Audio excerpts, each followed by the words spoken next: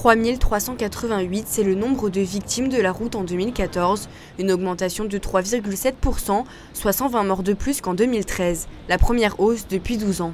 Bernard Cazeneuve a alors annoncé 26 nouvelles mesures de sécurité routière hier au ministère de l'Intérieur. Nous allons abaisser le taux légal d'alcoolémie de 0,5 g par litre de sang à 0,2 g pour tous les conducteurs novices. J'ai ainsi décidé, sur le modèle de l'interdiction du téléphone tenu en main, d'interdire l'usage au volant de tous les systèmes nécessitant des écouteurs, des oreillettes ou des casques. Certaines règles considérées comme stigmatisantes ne font pas l'unanimité.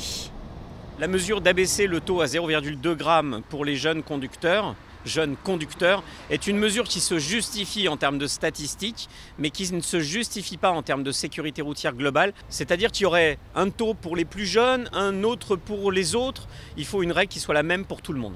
Le ministre prévoit aussi de renforcer les contrôles ou encore d'interdire aux véhicules de se garer à moins de 5 mètres des passages piétons. Des propositions nécessaires, mais pas forcément les plus attendues. Certaines sont nécessaires et indispensables, mais elles ne sont pas suffisantes. Il fallait prendre une mesure et une seule, l'abaissement à 80 km/h, ces routes départementales qui n'ont pas de séparateur médian, et à ce moment-là, nous aurions pu économiser des centaines de vies. Rappelons que selon l'Observatoire national interministériel de la sécurité routière, en 2013, 25% des accidents étaient dus à la vitesse, 20% à l'alcool et 14% au refus de priorité. Le gouvernement espère cependant ramener à 2000 le nombre maximal de décès sur les routes d'ici à 2020.